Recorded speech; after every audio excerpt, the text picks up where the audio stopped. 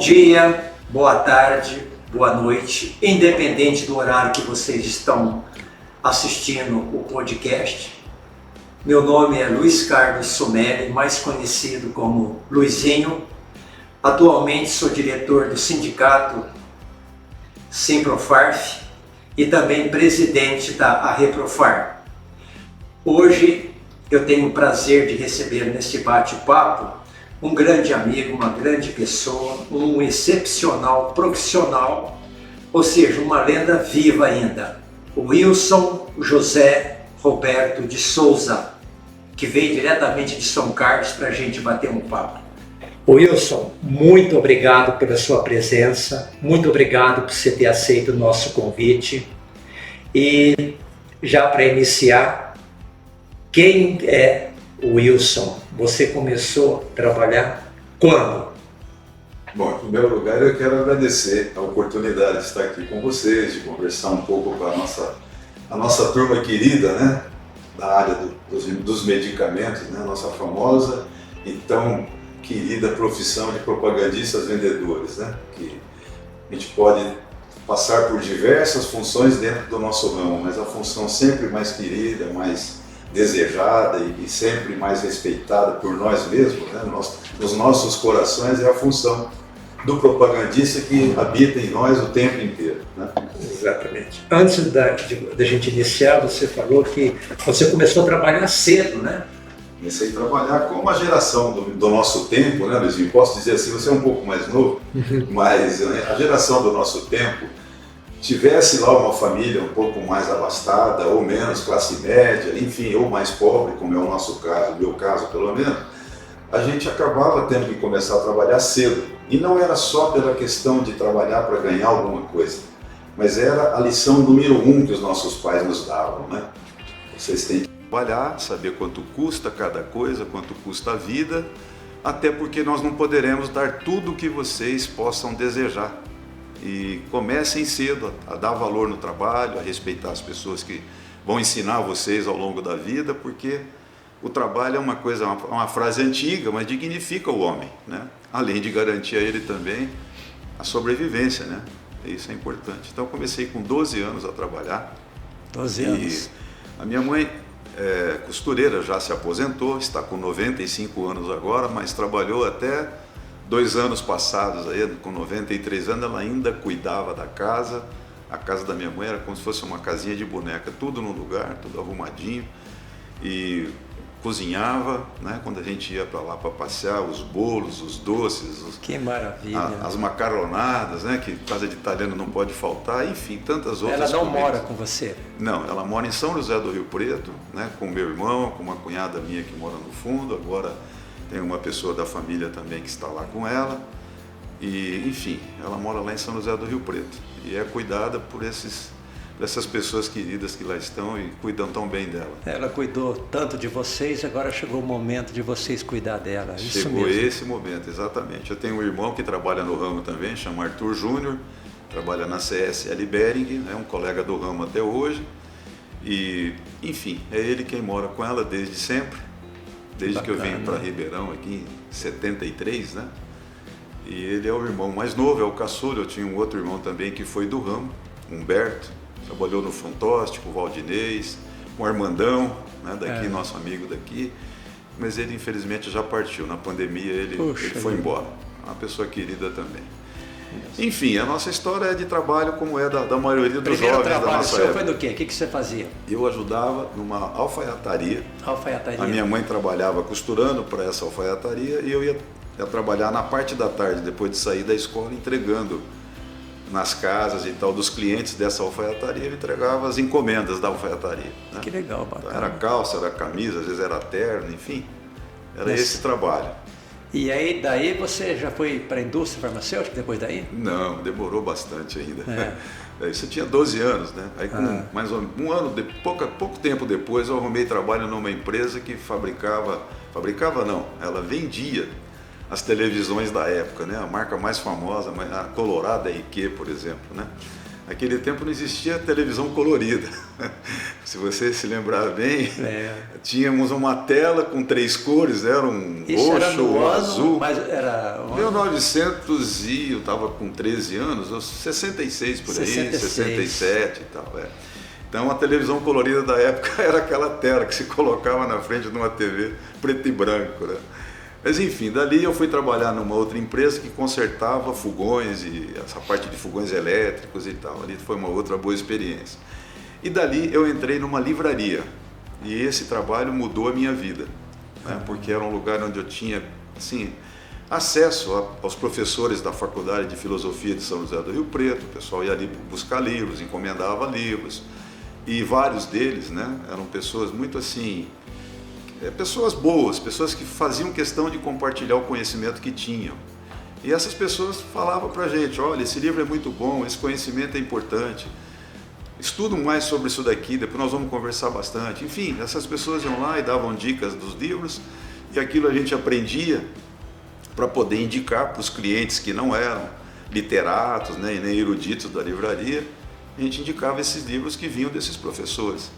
E mais das vezes também a gente aproveitava para ler alguma coisa desses livros, que foi a época que eu adquiri o gosto pela leitura, que é uma coisa abençoada na vida de qualquer pessoa, né? Eu me lembro nessa livraria, nunca mais aquilo saiu da minha memória. Tinha um quadro do Castro Alves, né? E nesse quadro estava escrita a poesia que ele dedicou aos livros, né? E eu me lembro um pouco dela, talvez eu esqueça alguma coisa, mas falava assim, né? Fala assim, a poesia está aí para todo mundo que quiser ver. Semeie livros as mancheias e mande o povo pensar. O livro caindo n'alma é germe que faz a palma, é chuva que faz o mar. Então veja... Tá ótimo de memória. Pô, alguma coisa do passado ficou, né? O problema é a memória atual, que quando a gente quer lembrar de coisa de ontem, já não lembra mais. Você ficou até quando? Aí eu fiquei até os 17 anos. 17. Eu fiz o tiro de guerra como voluntário em 70 e terminei o colegial em 72 e vim fazer o cursinho aqui em Ribeirão Preto. Então, em 73 eu vim para Ribeirão Preto. Então, isso foi 73. Você nasceu em Rio Preto? Não, eu sou nascido em São Paulo. Ah, tá. É uma história rapidamente assim. O meu pai faleceu, meu pai de sangue faleceu. Minha mãe tinha a mim com 3 anos e o meu irmão Humberto com 10 meses, né? Aí ela decidiu voltar para a casa dos pais em São José do Rio Preto, que eles eram lá de São José do Rio Preto. Então, a partir daí, a nossa vida foi em São José do Rio Preto. Eu me criei lá desde os 3 anos de idade até os 20, quando eu vim embora para Ribeirão. Eu me criei, estudei, trabalhei, tudo lá. Aí viemos para cá, em 73, para fazer cursinho. Fiz um ano de cursinho no Objetivo, foi o primeiro ano do Objetivo aqui. Me lembro que o Dr. Ivo Marçal era meu colega de classe. O Ivo Marçal? O Ivo Marçal, exatamente. Então, até uma amizade que foi... Depois, quando eu entrei no ramo, a gente resgatava isso e tal. E foi ao longo da vida aí, é um amigo querido também, que a gente está sempre... Que é possível. Agora eu já estou aposentado, já faz 4 anos, eu não tenho visto mais. Mas é sempre uma pessoa que guardo nas boas lembranças, né? Enfim, aí a minha história aqui, nessa época que eu terminei o cursinho, eu não consegui entrar no curso que eu pretendia, que era medicina, mas entrei na Química da USP e fiquei lá até o começo do 3º ano. No ano estudava junto com o filho do nosso colega, do Elém. Trabalhava no Quinol, o Elém, né? Lembra. O filho dele, o Eloy, era meu colega de classe. E, enfim, naquela ocasião eu trabalhava à noite no Jornal Diário da Manhã. Como eu sempre gostei muito de ler e tal, o trabalho de revisor que o jornal precisava, né, me foi oferecido. Tinha um amigo aqui, o Dudu, que era do rádio e tal, cronista esportivo, jornalista importante aqui da cidade também, ele me indicou para trabalhar lá. Bom, resultado, trabalhei ali durante 1 ano e meio mais ou menos e conheci o Carlinhos Boto, que ele era do escritório do Jornal Diário da Manhã. Carlos Boto. Carlos Boto, nosso querido e saudoso. Solta a cena perfeita aí, né? Carlos Boto. Tá. Né? Bom, resultado disso é que, passado esse tempo, eu comecei a trabalhar também no tempo das férias, como eu tinha um emprego no jornal, não podia voltar para casa nas férias. E como eu havia trabalhado antes em São José do Rio Preto, na Café Alta, que era uma cooperativa de cafeicultores, eu entendia um pouquinho dessa parte de veterinária, de produtos, né, de ração, enfim, de coisas dessa área.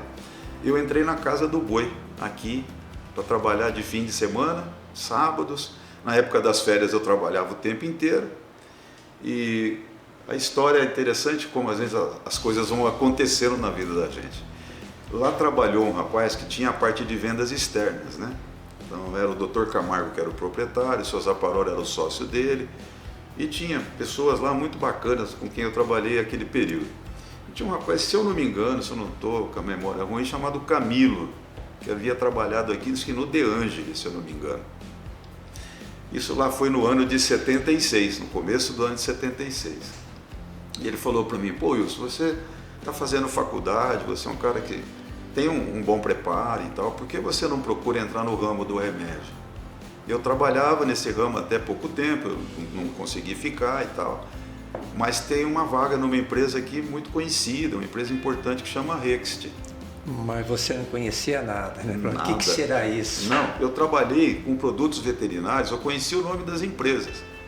Então, na parte da veterinária, por exemplo, a Squibb, que hoje não existe mais, não sei nem onde é que ela está dentro hoje, mas tinha uma linha de produtos para tratar certos problemas infecciosos de gado.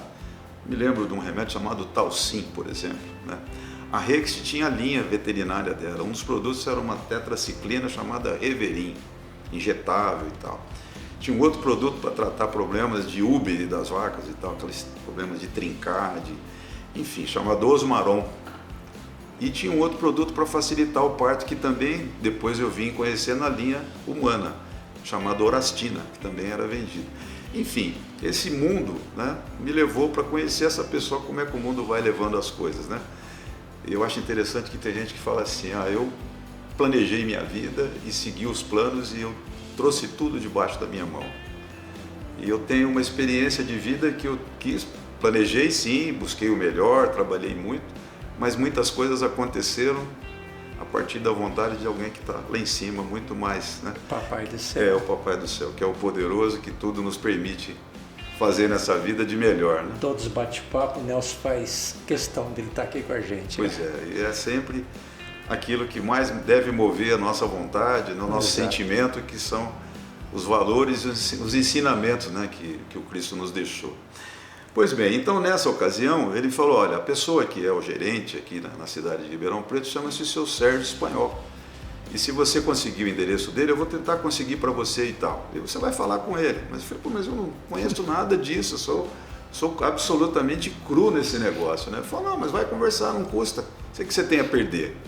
Me motivou, ele conseguiu o endereço para mim, o telefone, eu liguei, o seu Sérgio me atendeu, falou, olha, a nossa empresa normalmente não contrata gente que não tem experiência, mas vem conversar comigo. Ele morava no Jardim Paulista na época. E eu fui lá uma noite, me recebeu na casa dele, aliás, me recebeu muito bem, uma pessoa maravilhosa. A esposa dele, Dona Leila, né, que eu até estou buscando um novo contato com eles e tal, que o filho dela, acho que é Renato, na época era tudo pequenininho, né? Depois o Mauro Graço que me conseguiu o telefone do Renato, e eu entrei em contato e tal, ele me passou o telefone da mãe dele. Então eu estou para ligar, para marcar um dia de ir lá, fazer uma visita. São pessoas a quem eu agradeço o início da minha vida no ramo e o destino da minha vida, porque a entrada no ramo mudou tudo na minha vida, né? Tudo que eu tenho hoje da parte material e de muitos valores, ensinamentos, aprendizados e também dos amigos que o ramo me trouxe, que eu acho que a maior fortuna que nós temos não é nem a parte material, é sim a família e os amigos que nós conquistamos aqui, né? Wilson, de vez em quando a gente é indagado por algumas dúvidas e os colegas falam assim, tem um pessoal lá antigo, era daquele jeito que entrava no ramo, porque o pessoal hoje é totalmente diferente. Eu falei, exatamente, exatamente, era entrevista na residência, era entrevista no bar, não é como era hoje, né? Quando muitas vezes podia ser num hotel onde estava hospedado o gerente distrital, na época chamava supervisor. Era supervisor, tá certo. Então assim, bom, resultado, aí o senhor Sérgio me encaminhou um teste, né? Eu fiz o teste, fui muito bem e tal. Ele falou, olha, a partir do seu teste, eu vou recomendar você na empresa, mas é um processo muito longo, você vai ter que estar disponível para isso e tal. Eu falei, olha, onde precisar, a hora que precisar e tal. E eu me lembro de uma passagem interessante que ele quis que eu fosse conhecer o gerente regional, que era, e foi até o fim do meu tempo no que era a Rext, o senhor Léo Pelacani, uma pessoa também muito querida, muito importante na minha vida.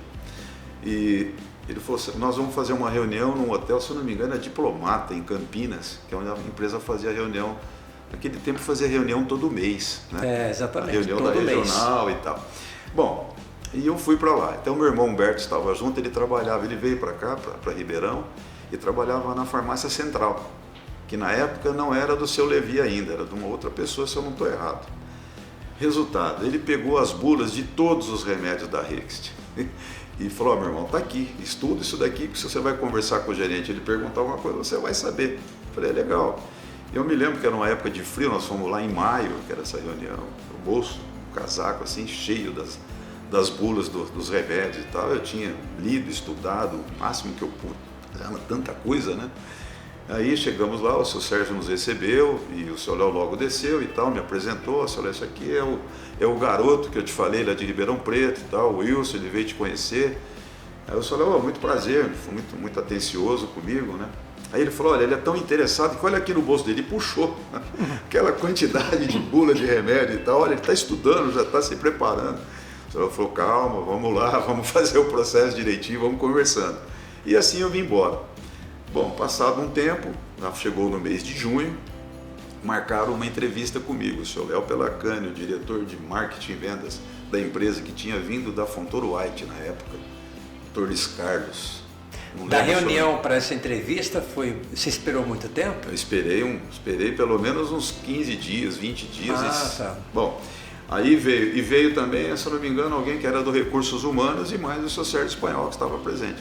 Formaram assim uma bateria, redonda. Uma mesa redonda ali e tal, para me entrevistar. E veja, como a gente é de uma origem mais humilde, a gente tem coisas que são inocentes. Se você imaginar uma pessoa que morava em São Paulo na época, acostumada a estudar por lá, naquele ambiente que é um pouco mais, não digo sofisticado, mas é um ambiente onde as pessoas acabam se desenvolvendo mais, porque tem necessidade disso até para sobreviver num lugar maior como aquele. Mas a gente que é do interior, nós temos um pensamento mais simples, né? Eu brinco muito, falo, a minha netinha hoje de 6 anos tem sacadas muito mais espertas do que eu quando eu tinha 15. Eles estão de uma agilidade no raciocínio, uma coisa assim maravilhosa. Mas resumo, entre as tantas perguntas, e vai daqui, vai dali, me foi feito pelo Dr. Luiz Carlos, mas por que você quer entrar no ramo do remédio? Né?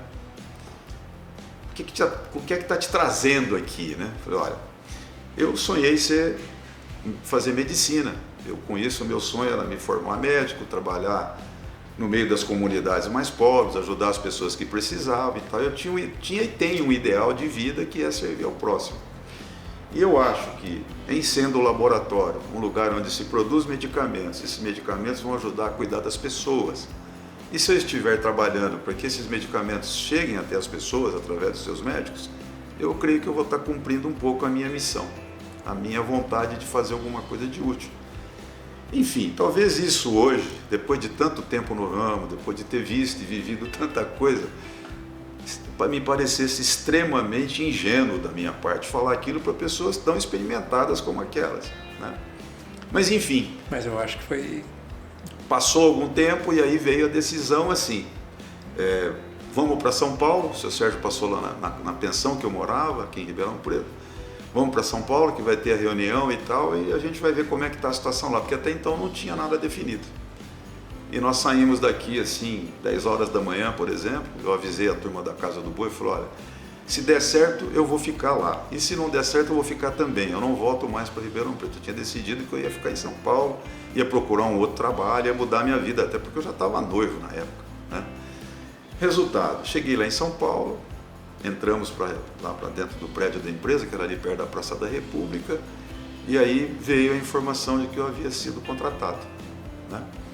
Então, para mim, assim, foi ao mesmo tempo que uma alegria enorme, um susto, porque eu estava naquela... Você não esperava? Não esperava, a gente não tinha essa esperança, porque eu sabia que uma empresa grande como aquela só contrataria gente experiente, gente já capacitada, já entraria dando resultado, né? Mas, enfim, tudo tem um motivo, né? A história da empresa indicou para eles que talvez um neófito para eles criarem, para eles ensinarem, em 76. Então você entrou na indústria farmacêutica em 76? Em 1º de julho de 1976. Então foi ali o começo, né, da minha história na indústria farmacêutica. Bom, aí fiquei ali alguns dias participando da reunião e tudo mais. E em seguida me disseram assim: você agora vai fazer um estágio de campo, né? Você vai ficar uma semana com o seu colega, na época ele era representante ainda, mas já era um representante muito destacado, que é o Cláudio Virgílio, em Sorocaba.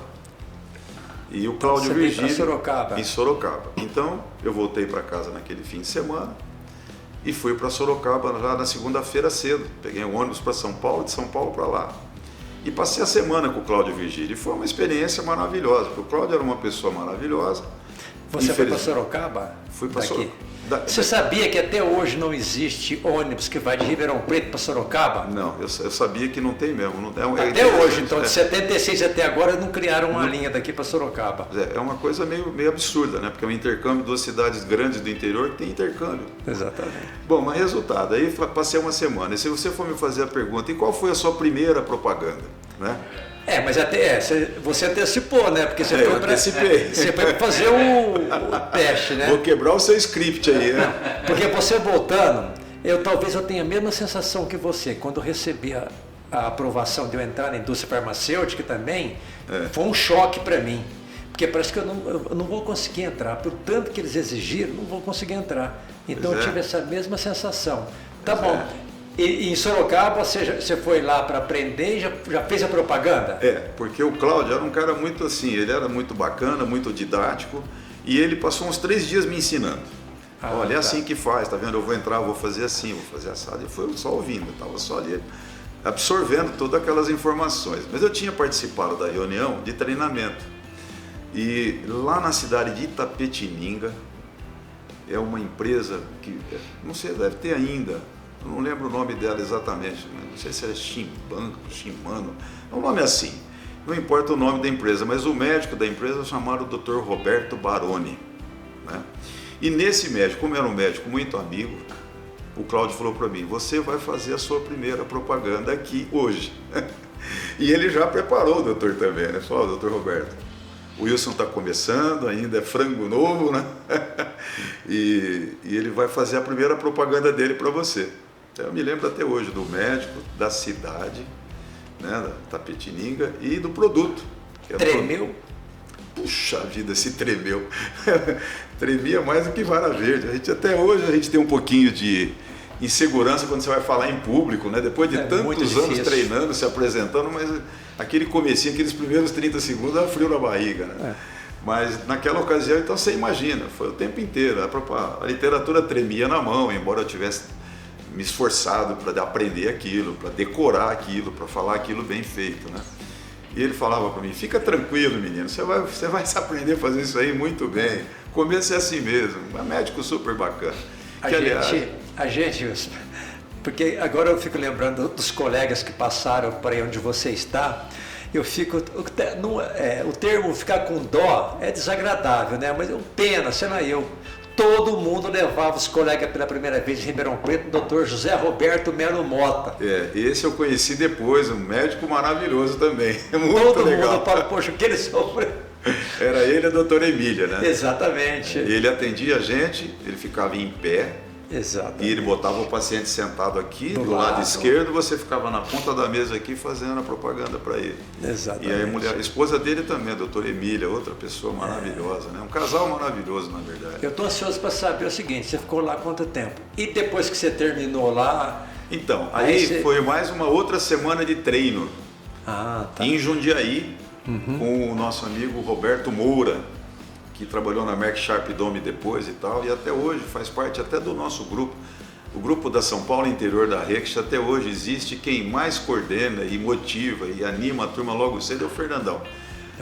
O Fernandão é fantástico. E o detalhe, a gente sempre pede para as pessoas que, nem, por exemplo, quando estiver pronto o vídeo tudo, você mandar para os seus amigos. Então essa é uma oportunidade, você pode mandar lembranças, que nem o Maguila, que Deus o tenha, né?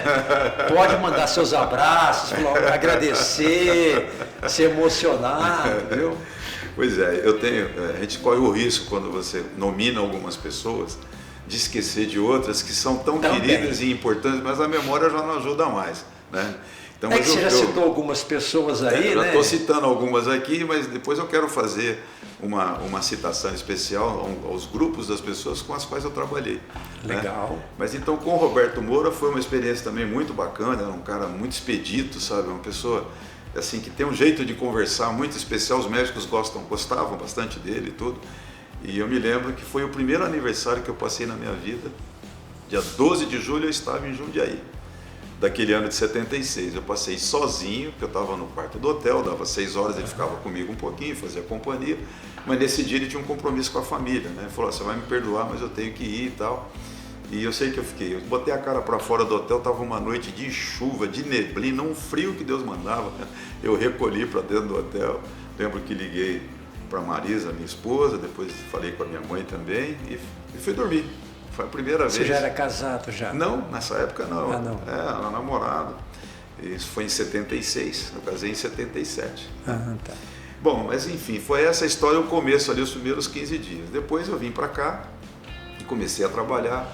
Era então, né, nessa ocasião o Sérgio Espanhol já tinha acontecido de sair da empresa. Foi uma coincidência. Na minha chegada e logo em seguida teve a saída dele.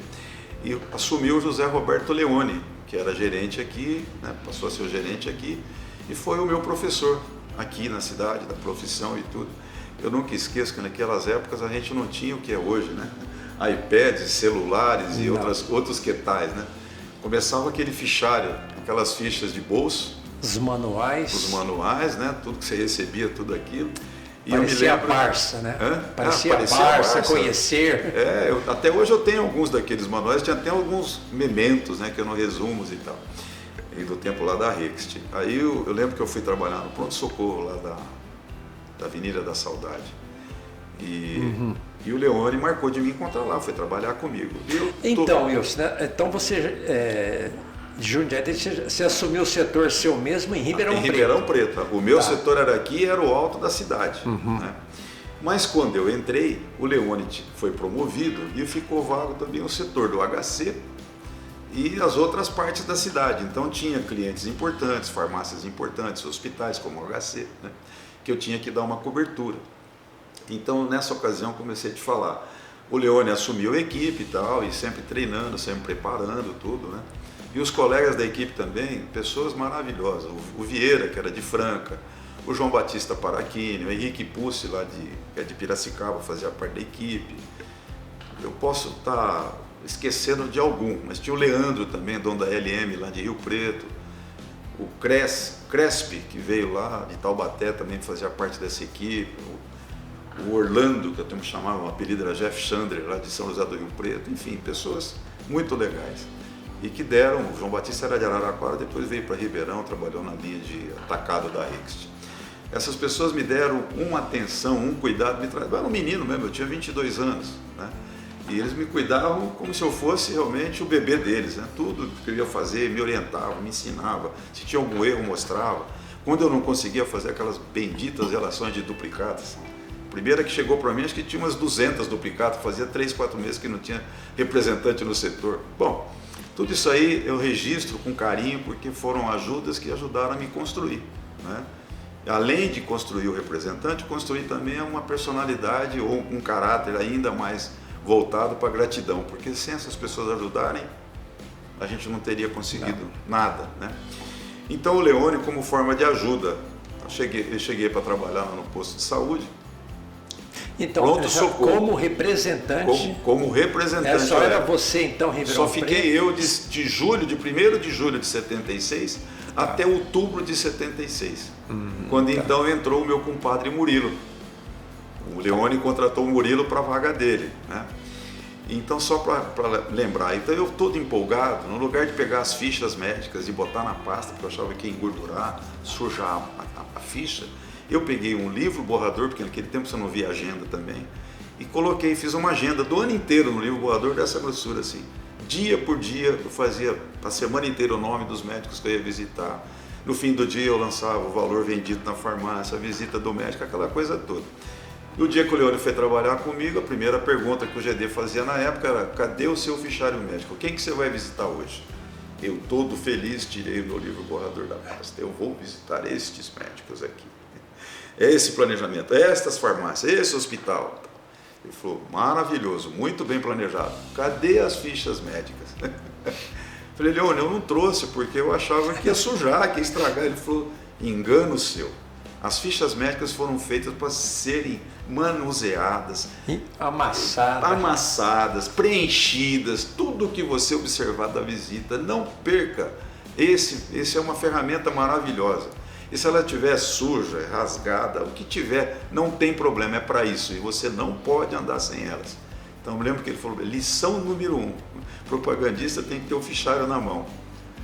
Eu falei, então tá bom, mas como é que faz? Vamos trabalhar? Ele falou, de jeito nenhum, eu vou ficar aqui, eu vou visitar os médicos para você, porque era setor dele também, ele sabia quem era. Pode deixar a tua pasta aqui, você vai voltar na tua casa, vai pegar a ficha dos médicos de hoje e nós vamos continuar trabalhando. Puxa merda, eu fui que nem um doido para casa para buscar essas fichas, eu voltei lá. Lição número 1, né? Organização, a regra da empresa é essa e vamos trabalhar de acordo com a regra. Bom, isso eu estou contando história lá de trás, no ano de 76 ainda. Quando foi em outubro, entrou o meu compadre, meu querido amigo, um irmão que eu tenho, uma pessoa que eu aprendi a admirar por toda a vida e foi um dos meus maiores professores da vida, que é o meu amigo, o meu compadre Murilo Lima, né?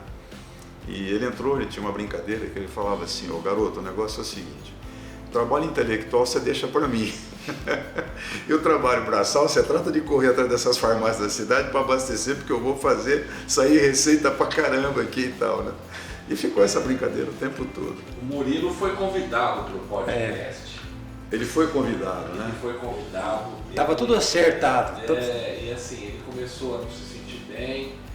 E eu confesso que carrego comigo assim, uma dor por não ter trazido.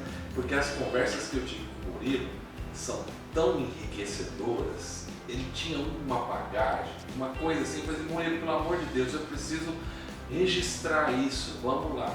E ele, infelizmente... A doença dele foi muito rápida. Foi 20 dias antes, ele estava dentro da Reprofar e ele até falou, ô Luizinho, aquele jeitão dele, ó, é o seguinte, eu tô preocupado com o Botafogo e o Nelson tá me pedindo, eu preciso ir lá falar com vocês, tudo, mas eu tô com uns probleminha, mas eu pensei que fosse assim, coisa assim mais simples, infelizmente, né? Não, foi uma pena porque foi muito rápido, a partida do meu compadre foi muito rápido. Entre o diagnóstico, o não tratamento, porque infelizmente as demoras nesse tipo de atendimento, né, pelos convênios médicos e tal, são terríveis, né? E quando fechou o diagnóstico para começar a tratar, ele já estava muito mal, então foi uma pena. Pois é, e entre as lições que o meu compadre Murilo deu, e essa é uma lição que eu gostaria até de deixar, embora os colegas novos de pasta, a gente já nem os conheça mais, a gente não tem essa alegria, essa felicidade de conviver tanto com eles, né? Eu me lembro que desse ano de 76 ainda, a firma tinha me dado um Fusca. Chega um pouquinho para cá. A firma tinha me dado um Fusca 75 no ano de 76, era um carro A maioria novo. era tudo Fusca, né? Era Fusca, e era um Fusca amarelo, a turma brincava comigo lá na Bernardina e tal. Chegou o Wilson Cerca, porque na época não era Sedex, era Cerca, o nome da empresa. Bom, aí o que aconteceu? Eu cheguei na casa, a gente combinava assim, quem terminar o relatório primeiro, leva na casa do outro. E esse outro que vai levar ou no correio até meio-dia do sábado, ou até na Viação Cometa no domingo ao meio-dia.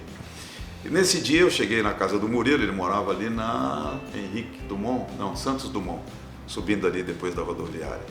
Morava com os pais dele na época, né? O seu Lauro, querido, e a dona Deolinda também, a mãe dele. E aí bati, ele me atendeu, ele me chamava de Sois, eu brincava por causa do personagem lá do Chico Anísio. Ele e o Vieira me chamavam de Sois, por causa do sobrenome. Sois, você não está com esse negócio aqui, rapaz, trabalhei a noite inteira, mas é você que vai no correio e tal. Bom, eu tinha comprado um TKR, coloquei no Fusca, botei um som legal, com Twitter e tudo, né? Aí entreguei o malote para ele e falei, ó, vem cá ver um negócio que eu botei no carro aqui, né? Essa foi a lição número 2 do ramo, mas foi a lição número 1 do compadre Murilo. Vem cá, abri a porta e tal, liguei o som, aquele som gostoso de ouvir. Naquela época, Tina Turner era um negócio bacana de ouvir. Era de gaveta? Era de gaveta, claro, para ninguém roubar. Bom, resultado, liguei o som e tal, o compadre ouviu um pouquinho, atentamente, ele era sempre muito assim, muito atento com as coisas e tal, mas a cabeça dele já estava virando a lição que ele ia me dar. Aí eu falei, e aí, gostou? Eu falei, gostei muito, muito bonito, que som bacana, mas agora está faltando um negócio aqui ainda. Pensei comigo, o que será que está faltando? E eu não conhecia o Murilo direito ainda, né? Estava 3, 4 meses trabalhando junto e tal. Está faltando, sabe aqueles alto-falantes grandes assim da Casas Buri, que nem eu coloca um virado para trás e outro para frente, em cima dos carros e tal. Está faltando aqueles 2 lá. Aí você vai poder passar pelas ruas da cidade, fazendo barulho, mostrando o som que você tem. E daqui a alguns anos, se acontecer como acontece com boa parte dos colegas do ramo, de perder o emprego, certo? Aí você vai morar dentro do carro, dentro do seu alto-falante e não vai ter uma casa para morar, não vai pensar nessas coisas. Pô, rapaz, você está começando agora, larga a mão de pensar nessas coisas, vai preparar para fazer a sua casa. Eu fiquei muito bravo com aquilo. Falei, pô, eu gosto tanto desse cara, vim aqui contar para ele uma coisa bacana, saco, né? E vem me dar uma buchada dessa, né? Bom, resultado, saí dali muito bravo. Bom, passou uns dias, encontrei com ele, que a gente encontrava sempre lá em cima na Bernardina, eu estava meio de cara amarrado. Ele falou para mim, pô, você não gostou do que eu falei, né? Eu falei, não, nem um pouco, não gostei mesmo e tal. Ele falou, pois é, ainda bem que você não gostou, porque se você tivesse gostado, era sinal que você não tinha vergonha na cara. Achei ótimo que você não tenha gostado, mas que tenha provocado você. E que eu te falei aquele dia, eu falo de novo. Você não vai morar dentro do carro, você não vai morar dentro do teu som, você vai morar numa casa. Você está pensando em casar, você vai ter família. E dali para frente, realmente eu passei a pensar na minha casa, eu já tinha comprado um terreninho de sócio com meu sogro. E aí dali para frente eu acabei fazendo um negócio com a minha parte e comprei um terreno. E logo em seguida eu casei, depois em 77 eu casei e depois disso fui fazer minha casa. Em 79 eu morava, 79 não, em 80 eu já morava no que era meu, devido à bronca do compadre Murilo, né?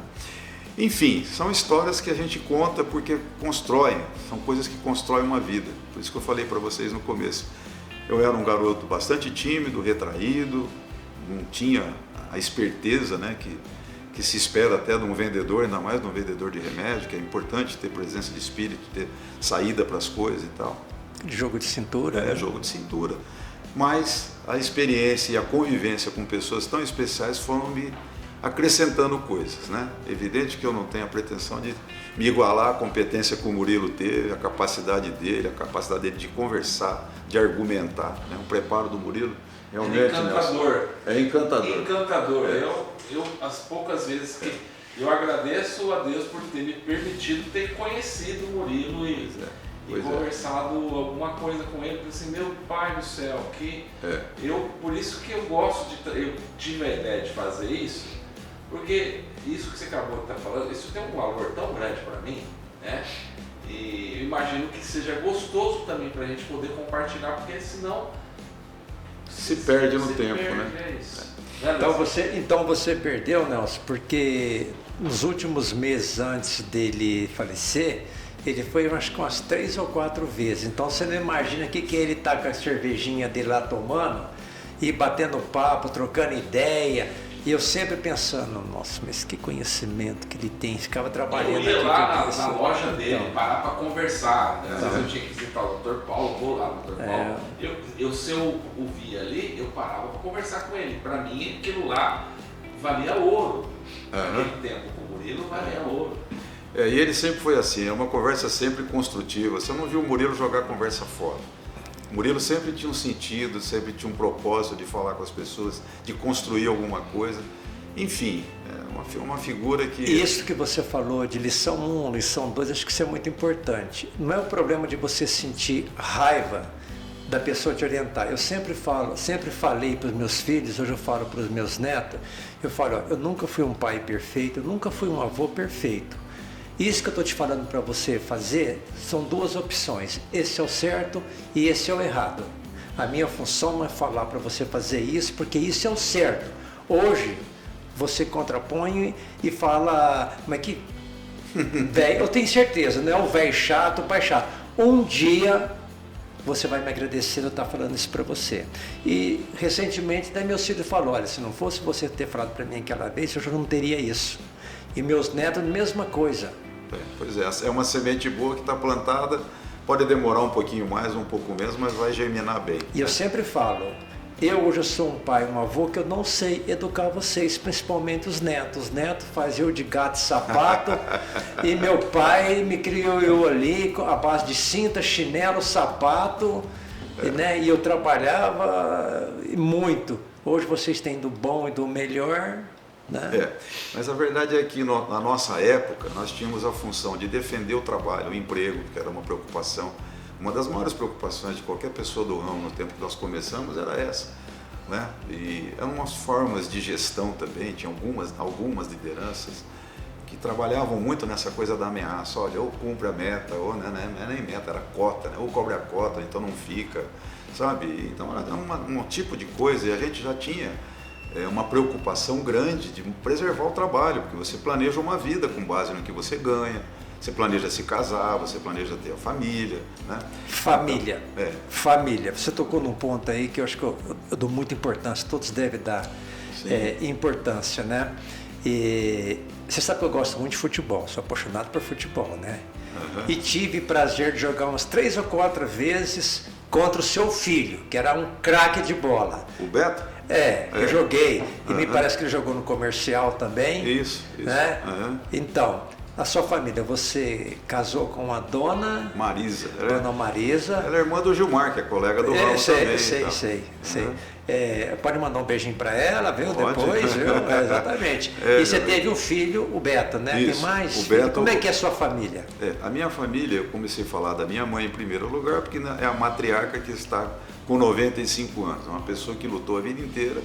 Meu pai faleceu, como eu disse, eu tinha 3 anos, depois ela se casou de novo, temos mais um irmão, que é o caçula, que é o Júnior. E a partir daí, quando eu vim para cá para estudar, a Marisa também estudava no mesmo colégio que eu em São José do Rio Preto. Nós nos conhecíamos lá e viemos com um grupo de amigos para Ribeirão. As meninas foram para uma pensão de meninas e os rapazes montamos lá uma república de estudantes ali na Amador Bueno, um hospital antigo chamado São Luís que tinha ali. E naquela hora tinha que ser mesmo menina para um lado, porque lá a educação era rígida, né? Como é hoje, né? Não tem essa coisa de como é hoje e tal, mas enfim. De namorido que eles falam, né? Namorada era namorada e tudo mais, era uma coisa sempre com esse propósito, né? Eu me lembro que a minha sogra, quando chegava 10 horas da noite, ela falava, o horário é 10 horas. Se não entrasse, ela saía lá fora e falava, vamos lá que está na hora, né? Exatamente. Enfim, era o jeito de ser daquela época. Hoje, se você falar isso para uma filha, é capaz dela ficar brava com você e botar você para dentro. Mas cada época tem o seu jeito, a sua coisa, né? Bom, resultado, aí quando eu comecei a trabalhar, já em 76, fui planejando a vida e me casei em dezembro de 77. Um ano e pouco depois, a minha filha Flávia nasceu. Ela é do dia 10/2 de 1979. Daí um ano, em abril, no dia 13 de abril, nasceu o Beto, que é o jogador de bola da família. E no dia 4/2 nasceu o Ricardo, de 82. Certo? Então aí completou o time lá de casa. Bom, o Roberto sempre gostou de futebol, depois ele acabou se formando na área de educação física também. E ele jogou no Comercial uma grande parte, desde os 8 anos de idade, a vida dele era jogar, treinar, enfim, até profissionalizou com o Alfredinho. No tempo que o Comercial teve o Alfredinho de volta ali por 98, 99, por aí, ou 2000, agora já estão começando a ficar meio assim, mas é por aí que ele foi profissionalizado. O Alfredinho ainda foi a última gestão dele como técnico do Comercial. Depois ele foi jogar no Sul, jogou no Paraná, num time chamado Prudentópolis. Depois jogaram no Grêmio Maringá. Depois ele jogou no time lá do Sul, São Gabriel. E eu me lembro que eu fui assistir um jogo dele, o São Gabriel e o Palmeiras disputaram na Copa do Brasil, essa Taça Brasil aí. O Palmeiras foi jogar lá e perdeu de 2-0 ou 2-1, não me lembro. Aí veio o jogo em São Paulo. Aí nós fomos a família inteira assistir o jogo lá no Parque Antártico. Eu sou palmeirense, você imagina a brincadeira como fica. E entrei, chegamos mais cedo no estádio e tal. E entramos lá no meio da torcida do Palmeiras, né? E falei com a turminha que foi chegando. Falei, eu vou torcer pro Prudentópolis, mas eu não torço para outro time não. Eu sou palmeirense, só vou torcer porque o meu filho joga nesse time. E a turma fez amizade ali, conversando e brincando e tal. Começou o jogo, até de vez em quando ele pegava na bola, a turma aplaudia também. E foi uma experiência maravilhosa, mas o Palmeiras meteu 4 e o São Gabriel voltou para casa. Mas tudo bem, são histórias da vida, né? Enfim, ele se formou depois em Educação Física. A minha filha teve uma dentista que era ali na Vila Tibério, que cuidava deles quando crianças, né? E essa dentista era uma pessoa fabulosa, além de profissional maravilhosa, ela também é pessoa. E a minha filha se afeiçoou de tal maneira com ela que ela falava de novinha, ela falava, eu quero ser dentista quando eu for grande, quando eu crescer e tal. E acabou indo estudar odontologia, se formou aqui também e tal. E hoje ela trabalha lá em São Carlos, faz parte do serviço público e tal, e abraçou essa profissão. Infelizmente essa dentista veio a falecer jovem ainda, teve um problema de saúde grave e foi embora. Mas foi um exemplo para minha filha, né? Que legal. Um exemplo e uma fonte de inspiração para ela seguir uma carreira, né? O meu caçula fez arquitetura, né? E trabalha, hoje ele tem algumas obras que ele toca, enfim, o trabalho de você construir casas e vender, tem época que ele é melhor, tem época que é mais complicado, mas enfim, luta com a vida também e vamos todo mundo batalhando para superar, né? Que legal. As dificuldades que a vida traz, né? E aí, isso aí pela Recht que você ficou, quanto tempo? Fiquei 21 anos na Recht, foi de 76 a 97. 96. Foram 21 anos lá e, como eu disse, o meu gerente o tempo inteiro foi o Soléu Pelacani, porque Recht foi até 95, final do ano, começo de 96, depois virou HMR. Aí o Soléu se aposentou e eu fui uma das pessoas que foi promovida na época e tal, para uma gerência regional, né? Aí você passou a ser regional na HMR. Da HMR, da linha chamada Russell, porque a H era de Recht, M de Merrill Down, né? Era Merrill, na verdade. E o R era de Russell, que era o SARS antigo. Então formamos uma equipe e tal. Essa linha tinha um pouco mais de hospitalar, certo?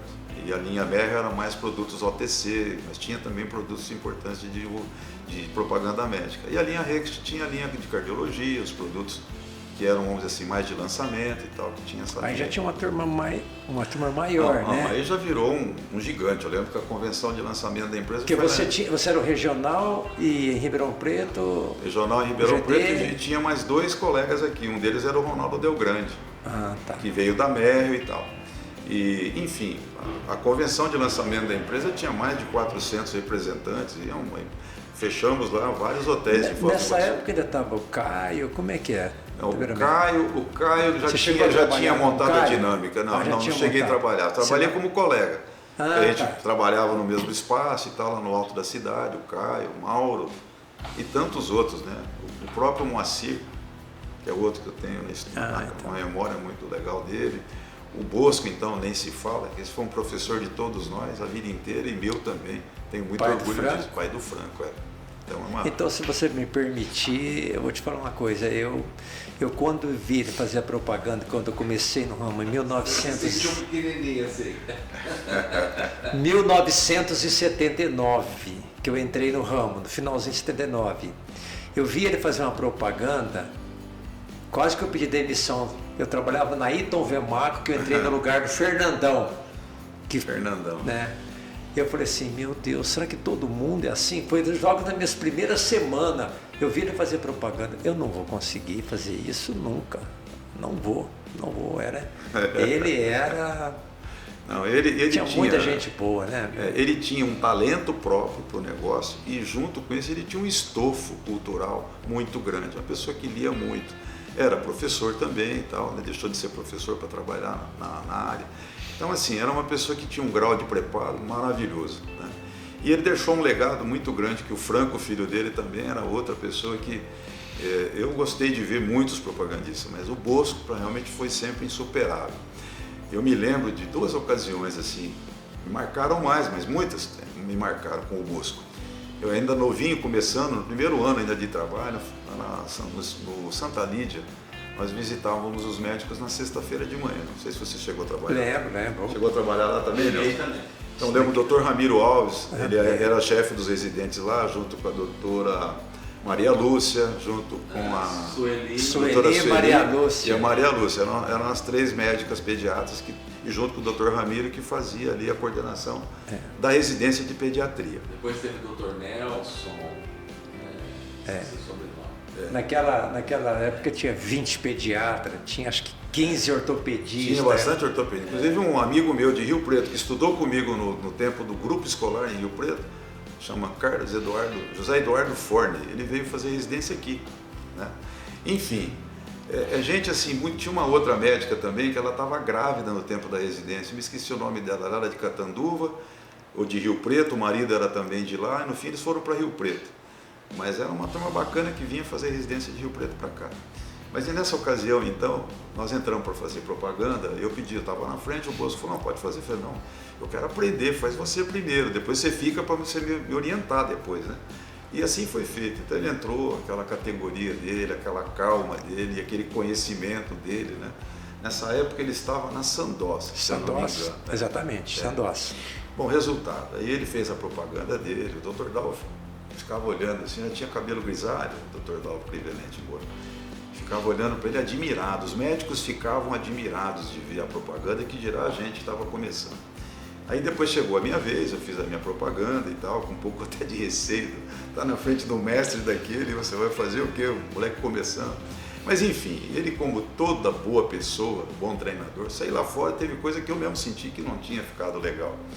Mas ele, como toda boa pessoa, gente que tinha um treinamento, um ex-professor, né, ele chegou e falou, olha, Erson, eu gostei muito do que você fez em tal momento, em tal situação, com tal produto e tal, parabéns, certo?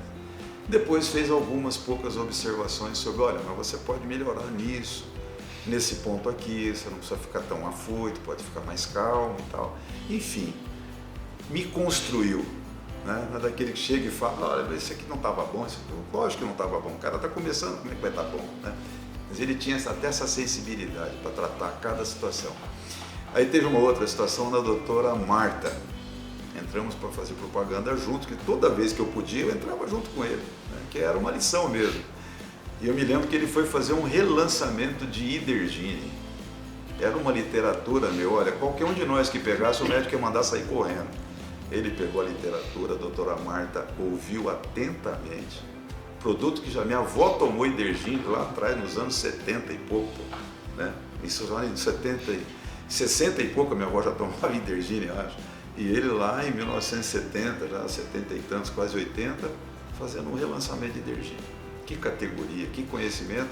Eu até hoje, se precisar falar dos derivados do ergo, acho que eu lembro daquela propaganda que ficou na minha cabeça. Então veja, é uma pessoa que tudo que fez no ramo foi construtivo. Não teve ninguém que passou perto do Bosco que não saiu um pouco melhor depois de passar perto dele, né? Bom, e uma terceira ocasião, isso eu não vi. Essa é uma história que eu tomei conhecimento. Ele entrou no médico ali naquele prédio onde tem a loja Caprichosa, tinha a doutora Vilma Neves Quimache, doutor Geraldo, Fauzi Salim, e acho que era o doutor Geraldo que tinha consultório ali, que era um médico muito bacana também, recebia a gente muito bem. E ele entrou para fazer propaganda, depois, não vou citar nomes aqui, e colegas do ramo tinham entrado, um entrou junto com o GD também e tal. E quando ele entrou, os colegas saíram, o médico estava extremamente agastado, porque teriam sido assim, aquela coisa, produto muito antigo, conhecido, às vezes o propagandista quer mostrar serviço, está com o gerente e tal. E o doutor ficou muito chateado, mas não perdeu a linha com eles. E quando o Bosco entrou, o doutor teria comentado com ele, falou, olha, eu estou extremamente chateado com essa situação, porque a gente já conhece esse produto há tanto tempo e tal. Mas aí o Bosco falou, bom, então vamos lá, Bosco, mas vamos lá, fala dos seus produtos. O Bosco, sacada sempre genial, né? Não, doutor Geraldo, eu não vim aqui fazer propaganda, eu só passei aqui para te dar um abraço, te desejar uma boa tarde. E se caso precisar de alguma coisa, os meus produtos estão à sua disposição. Não, Bosco, eu não estou precisando de nada, você sabe que eu receito. Mas o próprio doutor disse que deu uma risadinha de quem diz, pô, já entendi por que você está fazendo isso, né? Então veja, são sutilezas, né, do comportamento humano que ajudam a enriquecer. Qualquer lição dessa é uma coisa bacana para a gente trazer e passar para frente, para os colegas saberem às vezes como proceder. E vou arrematar essa parte da conversa dizendo para você uma coisa, eu cometi uma determinada situação, um desatino desse tipo com um médico que é muito importante, embora fosse um médico mais quieto, mais reservado, Dr. Scatelli, eu vou citar nome porque não tem nada demais nessa história. A Rext, na época, estava fazendo um tipo de um relançamento da Novalgina, por conta do lançamento do Tilenol, né? E fez lá um dossiê sobre todas as drogas antitérmicas, analgésicas e tal. E aí, porque tal droga faz isso, tal droga faz aquilo. E a dipirona tem isso, um monte de documentos científicos de tudo quanto é lugar do mundo. Eu entrei no Dr. Scatelli, também começando, 1 ano e meio, 2 anos de propaganda e tal. E fiz aquele trabalho que eu julgava que era o certo, honesto, né? Bom, fiz a propaganda, saí e fiquei lá fora esperando. Naquele tempo ele atendia junto com as 3 amigas também, da pediatria lá do Santa Lídia. Daí a pouco saiu o colega que entrou depois, foi o Gonzaga, que trabalhava com a Nestlé. Não sei se você lembra do Gonzaga. Não sei onde é que ele anda, não sei se ele está no locutor de FM, bigodão, isso, a voz bem intensa e tal. E muito bacana, uma pessoa muito legal. Ele, quando eu lembro dele, eu lembro um pouco também do Zé Henrique, que era do Organon, né? O pai do Marcelo, né? Que é nosso BIC, o Zé Henrique. O Zé Henrique foi da BIC, mas trabalhou no Organon também há um bom tempo. Enfim, eu sei que quando saiu o Gonzaga do consultório, ele me chamou num canto. Falou: Orson, vem cá, preciso falar com você. O doutor está muito bravo com você, que você quis ensinar Novalgina para ele tem 40 anos de profissão, é professor e tal. Não pode fazer uma coisa dessa com um professor desse. Então você tem que analisar bem antes com quem você vai falar, porque tem coisas que não cabem para um médico como ele. Nossa, eu fiquei branco, azul, vermelho. Caramba, que eu fui fazer? Né? Eu falei, mas olha, Gonzaga, muito obrigado. Você está me ajudando a entender, a aprender melhor como fazer as coisas. Bom, no outro mês eu voltei, né? Abri a pasta, peguei as amostras dos produtos que eu tinha, coloquei sobre a mesa e falei: professor, se tiver mais algum que o senhor queira uma quantidade maior, por gentileza. Ele falou: não, para mim tá bom assim. E ele ficou esperando que eu fosse falar mais um caminhão, né? Foi esse chato aqui, vem aqui toda hora me encher a paciência. Bom, né? Aí eu falei: olha, eu quero que o senhor me desculpe da vez passada, eu não tive intenção de chatear o senhor. Eu achei, como novato que eu sou, que eu estava fazendo um trabalho mais adequado, mas... Mais ou menos que época aí? Isso foi ali por 78, por ali. Ah, tá. 79, eu tinha 2 anos de ramo, 2 anos e meio. Bom, eu sei que essas experiências vão construindo a gente para fazer aquilo que a sabedoria ensina. O laboratório nos treina, nos prepara e nos dá todas as ferramentas. E é para você fazer o básico daquilo que foi ensinado. Mas só que você não pode fazer igual para todo mundo, porque cada um é de um jeito, cada um tem um grau de preparo, né? Cada um tem uma forma de perceber o seu trabalho e a sua pessoa até. Então isso tudo, depois de um tempo, você aprende. Você sabe como é, como não é, e se conduz de acordo com aquilo. Mas a vida vai se moldando, né? Eu falo porque a gente falando sobre isso, lógico, no bom sentido, eu briguei muito com a Recht, porque eu trabalhei com o Tilenol, não sei se você sabe. Sim. E a pressão era muito grande. Por isso que eu falei: será que foi nessa época? Não, mas você disse que foi bem antes, foi bem né? antes, não, foi bem antes. Foi bem antes. Só que alguns não aprendem, viu? Não, infelizmente, alguns colegas, infelizmente, até hoje não aprendem. Pois é, e você vê, por exemplo, na época, né, o laboratório que tinha, né, uma fama de fazer um treinamento muito forte, e de fato era um treinamento forte que preparava as pessoas, tanto é que o que mais forneceu colegas, né, do ramo para os outros laboratórios foi esse laboratório, que é o Axê. Era uma grande escola, mas trabalhava em cima dessa forma. Mas quando tinha um colega do Axê que já tinha aprendido a dominar essas situações, era gostoso de ver trabalhar, porque juntava conhecimento, treinamento e adaptação para cada caso, para cada médico, que é o ideal, né? Eu me lembro de um colega ele vinha de Catanduva trabalhar em Jabuticabal, Toninho Zupiroli, baixinho, de bigode, cabelo até meio cor de fogo assim, mas um sujeito que era professor também, tinha um grau de preparo muito grande. E eu me lembro, na época de lançamento de um produto nosso, que ele estava fazendo o lançamento de um produto deles que era para tosse. Se não me engano, Iodepol, se eu não estou errado. E tinha um médico lá em Jabuticabal que era muito bacana, atendia a gente muito bem, Dr. Mioto. E ele tinha feito o lançamento já uns 2 meses antes. Esse médico disse que ia pesquisar o produto dele, observar e tal. quando ele perguntou se tinha acontecido algum paciente, o médico falou, olha, realmente eu me esqueci, não lembrei. Aí ele falou, bom, doutor, se o senhor me permitir, para que a sua memória possa ficar mais viva com o meu produto, eu vou deixar uma quantidade de amostras para o senhor usar. Ele falou assim, então faz assim, deixa para eu levar para um orfanato que eu tomo conta aqui e tal, eu tomo conta, prescrevo para as crianças lá e seria útil lá. Aqui no consultório não precisa, os pacientes meus não precisam de ter amostra. Então ele fez isso, deixou uma quantidade grande, uma caixa fechada, o médico levou. No outro mês eu voltei porque coincidia a nossa visita, né? Lá no consultório dele, e esse médico falou para ele, olha, eu usei lá com as crianças nossas e foi muito bom o remédio, eu já comecei a usar aqui no consultório.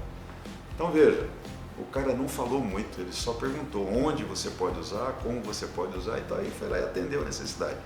Então foram lições que a gente foi aprendendo ao longo da vida, né? Então tem que adaptar cada coisa, conversar de acordo com cada um, porque você pega um professor de medicina, você vai falar o que para ele de um remédio que ele já viu no congresso. Ainda mais hoje em dia que tem internet, tem isso tudo, as pessoas sabem de tudo, que elas queiram saber, sabem de tudo, né? Então você tem que ter essa medida de bom senso para não querer ensinar Padre Nosso para vigário, né? E esse problema de bom senso, Wilson, o ramo hoje está muito diferente, né? Para você ver, antigamente a gente procurava uma pessoa para orientar nós, né? Para nos orientar. Você recebia um conselho, você aceitava. Hoje não.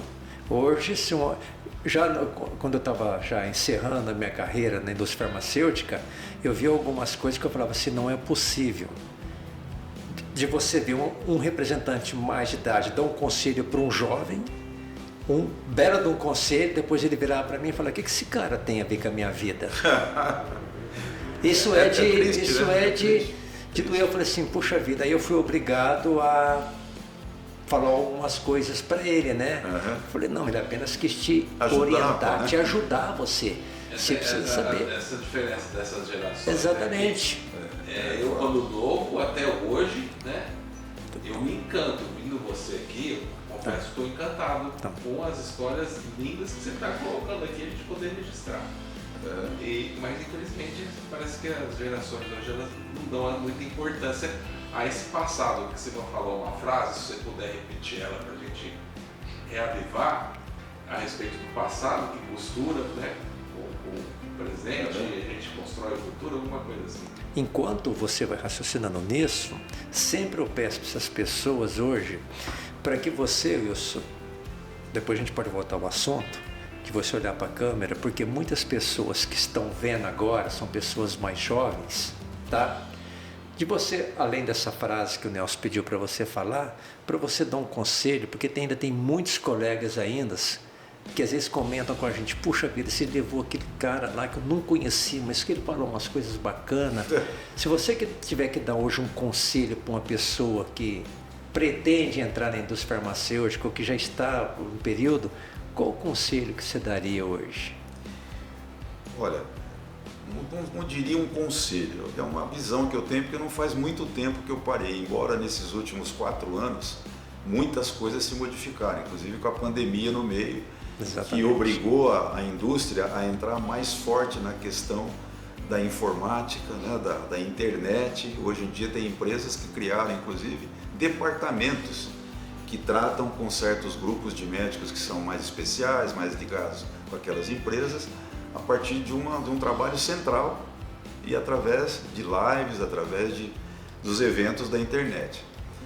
Mas o contato do representante com o seu médico no dia a dia, na minha forma de entender, porque foi aquilo que eu busquei também, aprendi e desenvolvi dessa forma.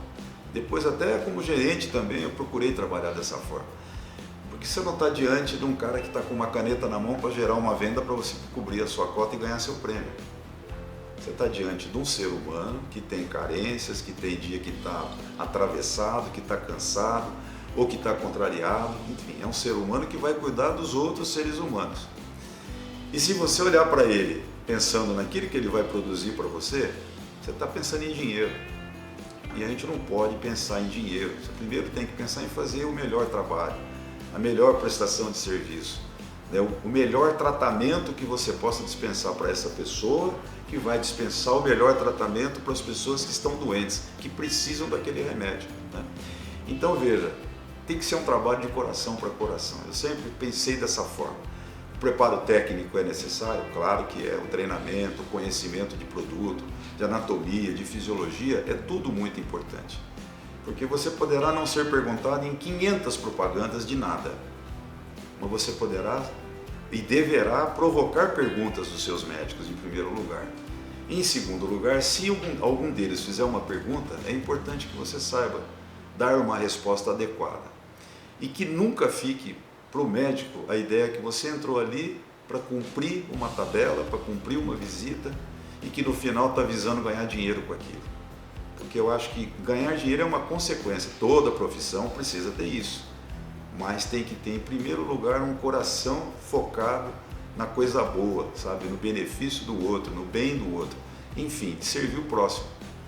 Se tiver esse pensamento, mesmo que cometa erros, mas será percebido que não foram erros por falta de caráter ou por falta de valores, mas foi erro próprio de todo ser humano, né? Que a gente tem uma frase que fala, errar é humano, não é não, acertar é humano, né? É uma definição clara, mas a gente erra também.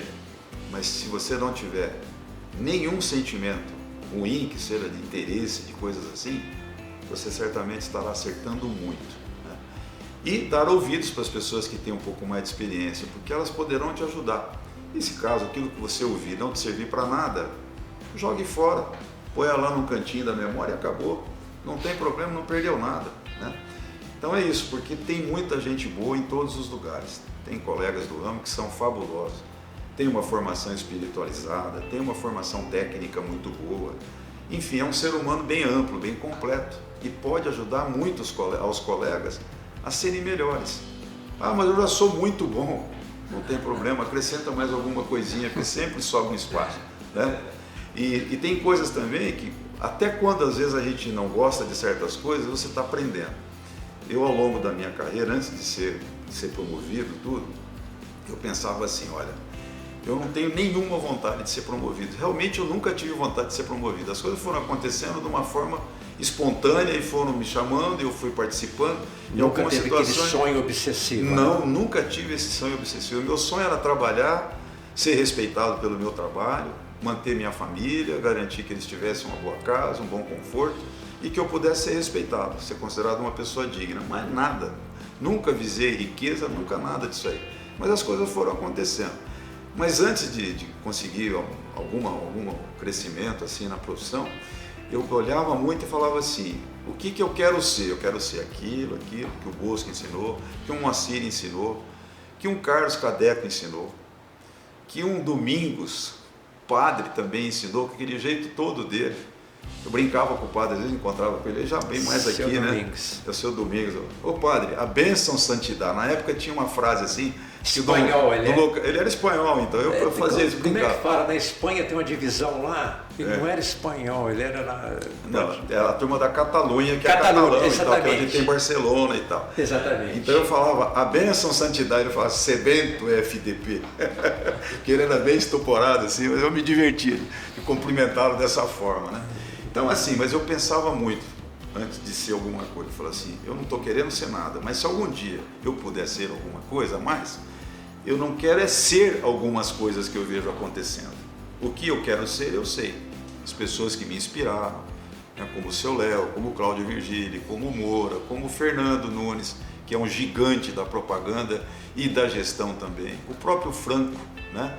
E o Bosco, então, nem se fala. Eu me lembro do Moacir também, quando eu comecei ali na Bernardino, todo apavorado, a clínica do Ticonelli, da doutora Marta, era tudo ali perto do HC. E eu querendo produzir, porque eu tinha que visitar 10 médicos por dia, 3 farmácias e 2 hospitais, né? Então, ficou tudo para mim no começo da empresa. Então o Moacir me viu aquele apavoramento e falou, vem cá menino, vem aqui, aquele jeitão calmo dele, né?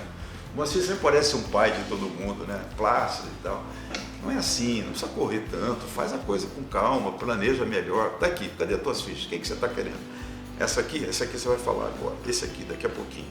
Daqui não sei o que, isso era umas 10 horas da manhã. Até meio-dia você fala com esses 4 aqui.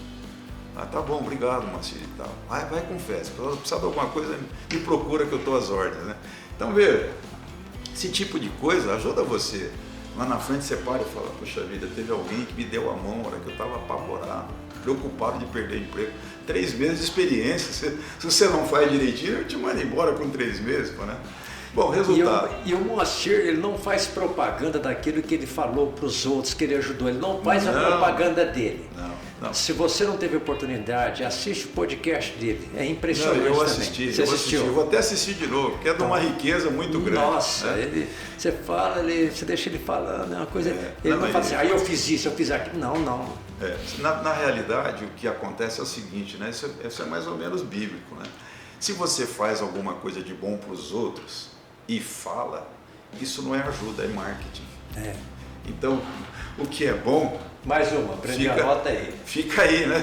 Se você ajuda, é igual quem faz caridade. Se você faz caridade e depois sai falando o que fez, não é caridade, é marketing, você está querendo mostrar alguma coisa. Você fez eu me lembrar agora do Ayrton Senna, que foi uma das maiores surpresas da minha vida, o que essa pessoa fez, e o principal era o objetivo para ninguém ficar sabendo.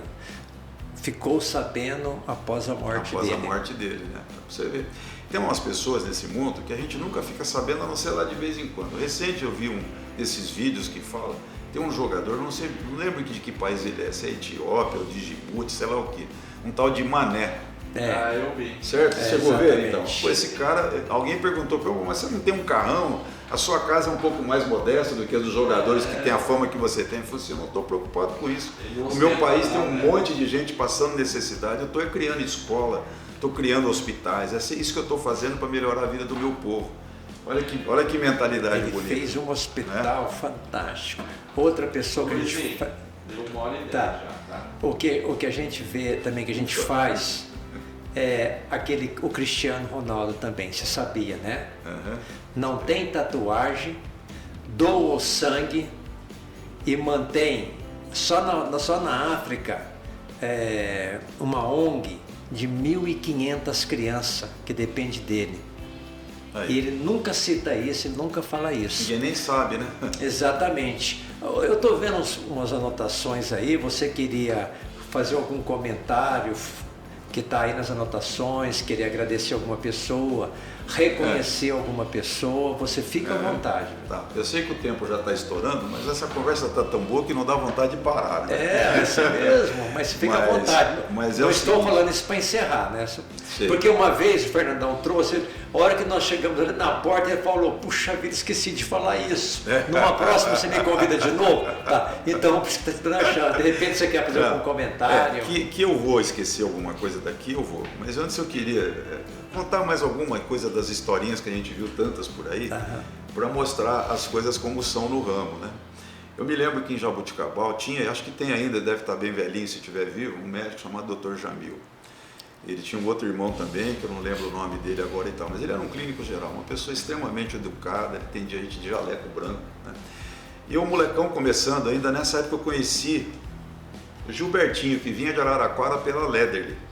Nós éramos dos poucos dois que ficávamos lá até 6h30, 7 horas e tal, para esperar falar com o Dr. Jamil. E eu me lembro que um dia a secretária falou para mim assim, olha, a mãe do Dr. Jamil toma um remédio seu que chama Daunil, ela tem diabetes. Você pode arrumar a amostra para ele? Eu falei, posso, não tem problema. Fui lá no carro, peguei uma quantidade, aí chegou a vez de falar com ele, entreguei as amostras para ele, falei, doutor, este é o Daunil da senhora, sua mãe. Ele nem me conhecia ainda, porque eu estava no começo e tal, né? Bom, mês seguinte, outro pacote. Antes de começar a propaganda, doutor Jamil, isso aqui é o Daunil da senhora, sua mãe. Entreguei, ele não falou nada, ele só deu um sorrisinho meio assim e tal, ele era muito sério, né? Abri a pasta, fiz a propaganda. Terceiro mês, puxa, doutor, esse é o Daunil das... Quando eu fui falar ele falou da senhora minha mãe, né? E deu uma risadona enorme. Então, você vê, tem hora que você conquista o coração de uma pessoa sem falar nada. 2 palavras mágicas, né? Isso aqui é o remédio da senhora sua mãe. Então são histórias assim que a gente foi acumulando ao longo da vida e que quando você lembra enche o coração de alegria. Sabe, o que eu sabia de relações humanas na época? Eu estava aprendendo. Como é que a gente dá um valor grande para uma pessoa tão querida como é a mãe de alguém, né? Aí, uma outra ocasião, eu estava trabalhando em Bebedouro e um amigo nosso que trabalhava lá pelo SARS era o Natal, que vinha de Olímpia. Aquela região ali, ele era bastante antigo ali, eu estava começando por ali. Eu lembro que eu visitava médicos em Bebedouro e saía muita receita de frísio, que era a minha luta aqui com o Edson Amato, que vendia Urbanil. E ele chegou um dia na Bernardino com um baita do Maverick branco 0 bala e falou assim, isso aqui é o meu Maverick que eu comprei com a prêmio do Urbanil. Eu falei assim, eu de Fusca amarelo. Bom, mas resumo, aí eu fui lá pesquisar na farmácia, tinha um médico chamado Dr. Elias Fará, que é de Viradouro. Talvez algum de vocês já tenha ouvido falar. Já. Vim aqui para Ribeirão, vou pesquisar na Drogazil, tinha mais receita do Elias Fará do que de todo mundo, de Ribeirão inclusive. Nossa. Receitando o Urbanil. Aí um dia eu vou trabalhar lá em Bebedouro, meu gerente foi junto e eu tinha programado passar em Viradouro para visitar esse médico. Terminamos o trabalho, era uma sexta-feira, 3 horas da tarde, vou para Viradouro e o gerente junto, daí pegar o ônibus em Ribeirão. Entramos no consultório do homem, aí me apresentei, doutor, eu sou fulano, sou Wilson, da Rex, esse é o seu Léo, é nosso gerente regional. A Rex faz um tempo que não vem visitá-lo, né, e nós estamos querendo retomar o trabalho. Ele tinha um jeitão de falar, ele é espírita também e tal, ele fechou o olho assim e falou, meu filho, as coisas não andam muito bem para vocês, não é verdade? Aquele jeitão dele assim. Eu falei, de fato, doutor, nós temos um produto novo em lançamento e tal, e o senhor é um dos que mais prescreve essa molécula, mas infelizmente nós não temos. Eu falei, infelizmente porque vocês também não vêm aqui, não é assim? Desse jeito. Falou, tá bom, até então nós não vínhamos, mas a partir de agora, eu estou até com o meu gerente regional aqui, ele sabe da sua importância e eu sei mais ainda, e nós vamos visitá-lo. A partir dali comecei a visitar o Dr. Elias Fará e ele deu uma equilibrada no negócio. Mas tudo isso fazia parte do quê? De um trabalho, Viradouro, você vai lá em Viradouro, uma empresa grande, não sei o quê, não tem empresa grande, onde tem um grande médico que prescreve muito, não importa se ele está aqui ou acolá, você tem que ir atrás, né? Enfim, e para arrematar essas histórias de médico, eu me lembro que eu fui estudar quando lançamos o Cliacil, que era uma penicilina de 1.200.000 unidades, mas era fenoximetilpenicilina, não era benzatínica como é o benzetacil. E eu fui lançar esse produto para o professor Dr. Natan. Dr. Natan do Vale Subi. Você visitou, Nelson? Eu visitei, o filho dele também visitei, que é Natan também. Natan também, esse eu visitei depois aqui, já no tempo da Torrent. Torrent. Tinha um consultório ali, quase Da no 9 de julho, ali, 9 quase de a julho. esquina com a Dependência. Olavo Bilac ali e tal. Ó, esse era bravo. Não, esse era bravo. E era bravo. Mas vai escutando essa história porque é legal pra caramba, né? Eu me lembro que eu peguei um livro de antibiótico terapia do professor Lacaz, que era um professor da USP e tal, e fui estudar. E aí chegou lá na penicilina, certo? Só que eu li uma parte do negócio. A gente era novo, aprendendo ainda, isso era no ano de 77. Tava lá, tratamento, certo? De endocardite bacteriana. Só que era penicilina cristalina. E eu só li que penicilina. E eu peguei aquilo, fiz uma cópia e levei o livro junto, né? Cheguei lá, entreguei a cópia do livro para ele e apresentei o Cliacil para ele. E ele chamava todo mundo de professor. Quando a gente entrava no consultório, e aí professor, o que é que você tem? Ele falava com um misto de ironia, mas também um misto de jeito dele. Ele era um jeito de pessoa assim, né? Muito inteligente, por sinal. Bom, eu sei que aí eu falei para ele, doutor, olha, ele falou assim, então você quer que eu trate um paciente meu com endocardite bacteriana, com 60 comprimidos de Cliacil? Eu falei, não, doutor, não é tudo. Ele falou, então, para tratar endocardite tem que ser no mínimo 50 milhões de unidades. Só injetável, meu filho. Isso aqui não vai servir para isso. Eu falei, doutor, eu peguei o livro, falei, olha o que eu li nesse livro, só que eu não consegui entender tudo e trouxe a informação para você. Tem até uma cópia, deixei assim. Ele falou, eu conheço esse livro aí, é meu amigo, meu colega lá de São Paulo. Ele falou assim, mas você não leu o todo, você não entendeu direitinho como é que era isso. Ele falou, mas tudo bem, tá dado o recado. O que mais você tem aí, né? Porque tinha Mazix, Terbolanques, remédio mais antigo, Astinon, um monte de remédio antigo. Vocês tinham uma linha era uma linha, excepcional. Sinadrin, que era para tratar também insuficiência cardíaca, enfim. Deixei lá o remédio com ele, no mês seguinte eu volto. A hora que eu entrei, ele falou, ô professor, que bom ver você aqui. Ele falou assim, você sabe aquilo que você me falou mês passado? Você atirou no que viu e acertou no que não viu. Ele falou, para tratar na hora não serve, mas o paciente quando sai, precisa fazer uma profilaxia. E eu comecei a pensar em usar e usei num paciente. Então, tá valendo o que você me falou, tá bom? A partir dali, esse Dr. Natan, ele guardava todas as revistas que chegavam de medicina que tivesse algum artigo sobre os produtos da Rext. toda vez que eu ia ele tinha alguma coisa. E isso daí não serviu como experiência? Você não começou a utilizar isso em outros médicos, não? Veja, você utiliza em outros médicos, mas tem coisas que são tão particulares de um determinado médico que você, se for reproduzir em outras situações, talvez não traga o mesmo efeito, né? Enfim, mas cada um é do seu jeito, né? E você tem que ir levando. Por exemplo, Dr. Brasil, Salim e Melissa, o que você fazia? Nossa! Acabou. Se você fosse um bom contador de piada, um cara alegre e tal, tava bem, mas ele não gostava de ouvir propaganda.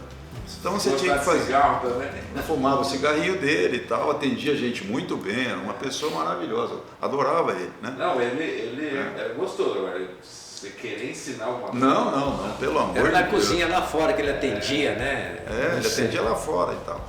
E tinha o Dr. Mori junto com ele também, que era outra história. O Dr. Mori era um gozador, um brincalhão, né? E eu lembro que eu tive uma situação com o Dr. Mori que eu fiquei muito chateado, muito triste, falando, não vou mais visitar o Dr. Mori. Ele dava patada. Mas ele fazia de gozação, ele era um gozador. Não, ele tem um coração enorme. Enorme, tá? E quando eu comecei, a sogra dele, ou o sogro, acho que era a sogra, tomava um remédio daí chamado Terbolan. E eu vinha visitá-lo uma primeira vez, quando ele falou comigo, eu voltei em casa para buscar, porque não tinha mais amostra quase. E arrumei um caminhão para ele, arrumava todo mês e tal.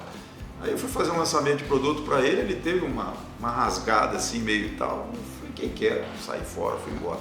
Chamei o Murilo, falei, ó Murilão, esse médico não vou visitar mais não, se você quiser você visita. Ele falou, doutor Moro eu conheço, dá a ficha dele para mim que eu vou lá.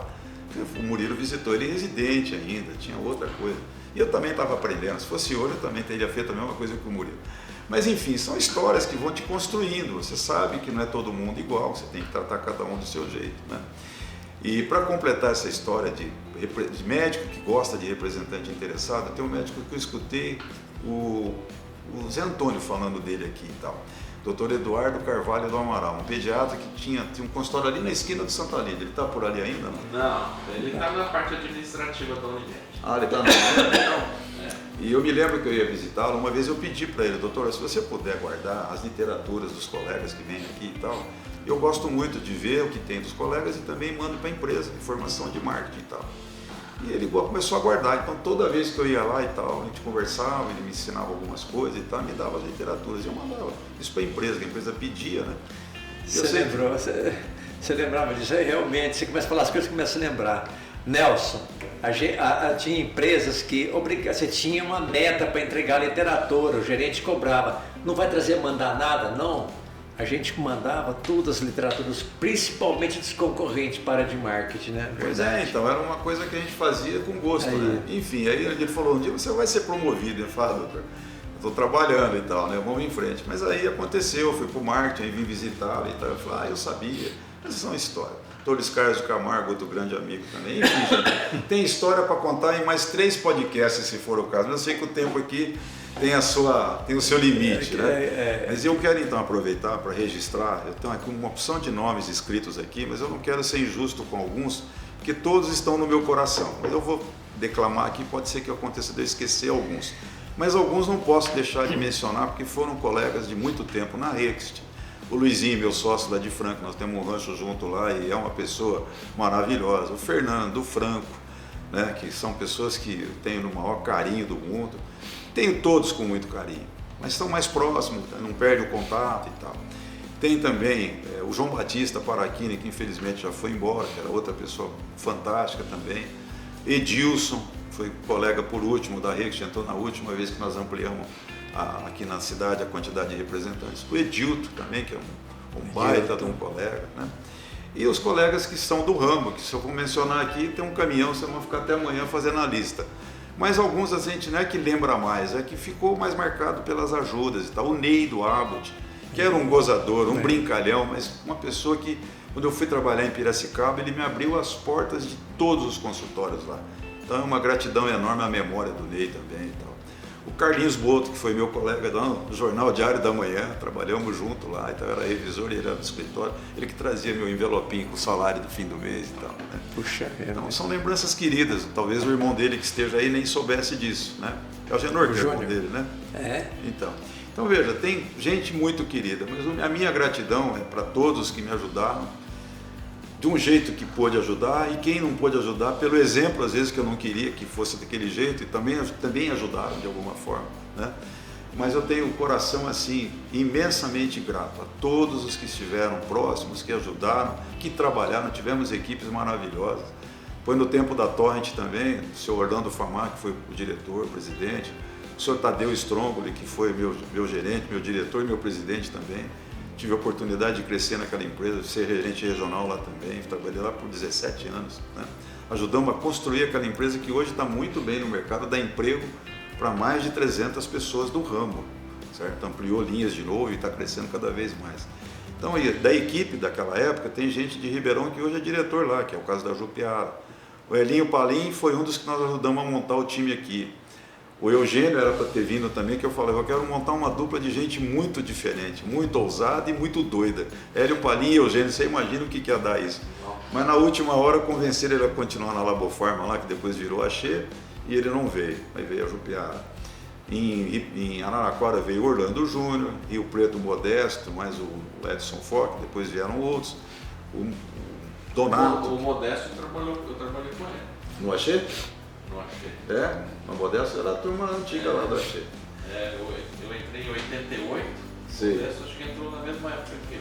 Pois é, Modestão, magrão, né? Ele, gente maravilhosa também. Enfim, tem o Samuel lá em Araçatuba, tem gente, o Gercinho lá em Marília, junto com o Donato, a Nelma em Campinas, enfim, gente, o Carlão aqui da região de Rio Claro, que hoje é gerente regional, né? Está no lugar que eu ocupei durante tantos anos. E no Rio de Janeiro, e no Sul, amigos para todo lado, graças a Deus, eu carrego uma história assim no meu coração. Fui gestor também por muito tempo, nunca demiti ninguém na minha consciência de forma injusta, e muito pouca gente eu demiti, sabe? E graças a Deus também nunca tive processo trabalhista contra a empresa nas áreas em que eu trabalhei, né? Pelo menos até o tempo em que eu assumi a gestão de estar com a equipe assim, formando, iniciando e tudo. Agora, quando para lugares que eu fui, que já tinha muito tempo andando, aí já é outra história.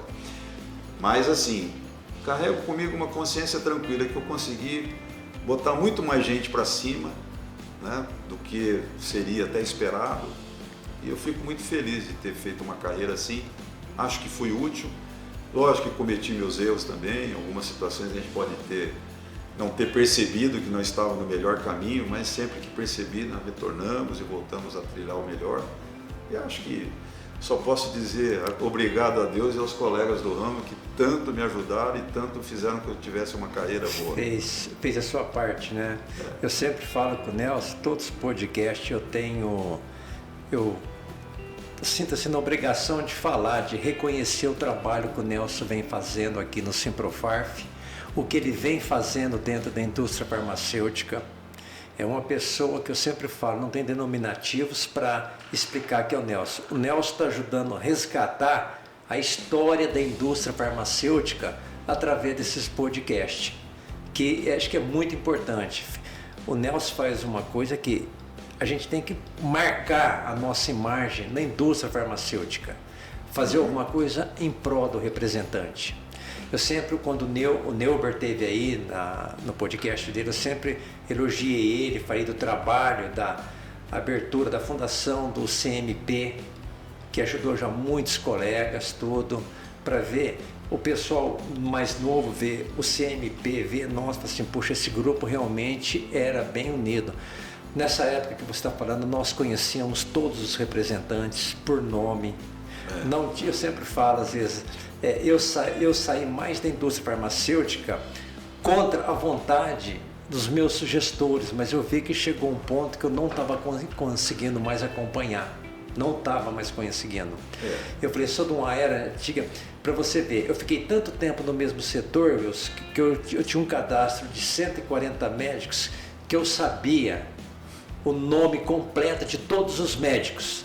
E isso eles me desafiavam. Fala então, eu falava o nome. Inclusive alguns CRM.